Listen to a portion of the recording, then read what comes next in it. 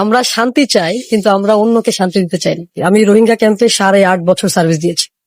আমি ফুডে কাজ করেছি, নিউট্রিশনে কাজ করেছি, এডুকেশনে কাজ করেছি। দে আর ভেরি ভালনারেবল, খুবই অসহায় তারা। ঘর নেই, বাড়ি নেই, কিচ্ছু নেই। একটা ছোট্ট জায়গার মধ্যে এক ঘরে বাবা মা, আরেক ঘরে ছেলে তার বউ, আরেক ঘরে মেয়ে তার জামাই। আমি রোহিঙ্গার কাছ থেকে বিজনেস শিখেছি। তাদের দোকানে যখন কেউ আসে, তারা তাকে যে পরিমাণ সম্মানটা করে, আমার মনে হয় বাংলাদেশের দোকানিরা সেগুলো করাছে। আমি রোহিঙ্গা ক্যাম্পে 8.5 বছর সার্ভিস দিয়েছি। আমি ফুডে কাজ করেছি, নিউট্রিশনে কাজ করেছি, এডুকেশনে কাজ করেছি। রোহিঙ্গা ক্যাম্পে কোথায় ছিলেন? আমি উখিয়াতে ছিলাম। উখিয়াতে ছিলাম। আমি 13টা ক্যাম্পে কাজ করেছি। সো আমাদের যে প্রজেক্ট ছিল, আমরা 51,000 ফ্যামিলিকে, মোর দ্যান 2 লাখ রোহিঙ্গাকে খাবার দিয়েছি, সার্ভ করেছি। তো থাউজেন্ড কমপ্লেন আমরা হ্যান্ডেল করেছি আর কি। রোহিঙ্গাকে হ্যান্ডেল করা যে কি পরিমাণ টাফ। আবার আমার মতো বাঙালি মানুষ যে ওদের ভাষা জানে না, ওইখানে যে আমি তাদের ভাষাটা শিখেছি। যখন আমি শিখলাম, আমি দেখলাম যে দে আর ভেরি ভালনারেবল, খুবই অসহায় তারা। ডেফিনেটলি অসহায় আসলে। মানে একটা মানুষ দেখেন, তার সবকিছু হারিয়েছে, ঘর নেই, বাড়ি নেই, কিচ্ছু নেই। একটা ঘরের মধ্যে তারা থাকে, ছোট্ট একটা জায়গা, বাঁশের তৈরি, তারপলিন দিয়ে, যে পেপার আমরা বস্তার যে কাগজগুলো থাকে সেগুলোতে তাদের ঘর তৈরি।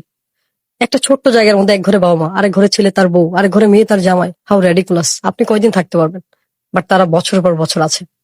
আচ্ছা, আপনারা যে খাবার দিতেন, ওটা কি মানে কোয়ালিটিটা এনশিওর ছিল? হ্যাঁ, আমি তো মনিটরিং এর দায়িত্বে ছিলাম। So, আমরা অলওয়েজ কোয়ালিটি এনশোর করতাম। এন্ড মজার বিষয়, তারা আমেরিকান স্টাইলে খাবার নিত। অর্থাৎ আপনি স্বপ্নতে যে কার্ড দিয়ে যেভাবে খাবার নিতে পারেন, তাদের কার্ডে ডাব্লিউপি প্রতি মাসে সার্টেন একটা অ্যামাউন্ট দিত। সো আমি যখন ছিলাম, তখন এটা হচ্ছে যে $1,013 ছিল।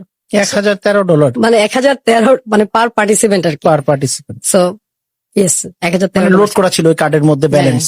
ওটা দিয়ে তারা ফুড গুলো আপনাদের কাছ থেকে নিত। হ্যাঁ, $1,013 আমি বলে ফেলেছি। 1,013 টাকা। 1,013 টাকা। অর্থাৎ তারা 13 কেজি করে চাল পাইতো। 13 কেজি তাদের চাল ছিল একটা।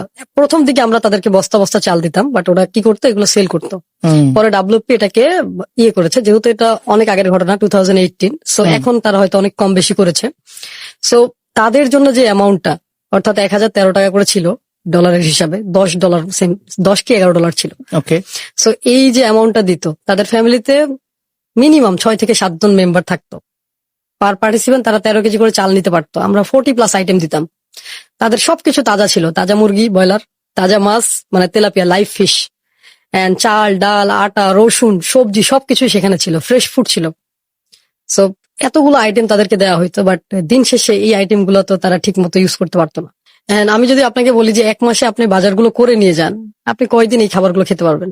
তাজা খাবার তো থাকবে না, শাকসবজি তো থাকবে না। রাইট। সো অনেকেই ভাবে যে তাদেরকে সবকিছু দেওয়া হয়, বাট তারা কিন্তু সবকিছু পায় না। তাদের স্ট্রাগলটা আরো ভয়াবহ।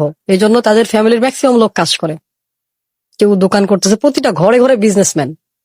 আমি রোহিঙ্গার কাছ থেকে বিজনেস শিখেছি। আমার কাছে মনে হয় যে একটা মানুষ তার সবকিছু হারিয়েছে, কিন্তু তার যে প্রতিভা, এন্ড মজার বিষয় হচ্ছে তাদের যে হসপিটালিটি, এটা ওয়াও। আপনি গেলে তারা আপনাকে আপ্যায়ন করবে। তাদের দোকানে যখন কেউ আসে, তারা তাকে যে পরিমাণ সম্মানটা করে, আমার মনে হয় বাংলাদেশের দোকানিরা সেগুলো করে না, রেগে যায়। আমি তাদের মধ্যে বিজনেসম্যানের যে কোয়ালিটি, এটা পেয়েছি। তাদের মধ্যে ইমোশন আছে। বিজনেসের মূল টপিক কি? আপনি কাস্টমারের ইমোশনে গ্র্যাপ না করলে তো বিজনেস হবে না। তারা এই কাজটা খুব ভালো করতে পারে। এই জন্য আমি বলি যে এত বাধা বিপত্তির পরেও রোহিঙ্গার মধ্যে বিজনেসম্যান সত্তাটা রয়ে গেছে, যেটা অনেক বাঙালির মধ্যেই নেই। দাসত্বর মানসিকতা আমাদের।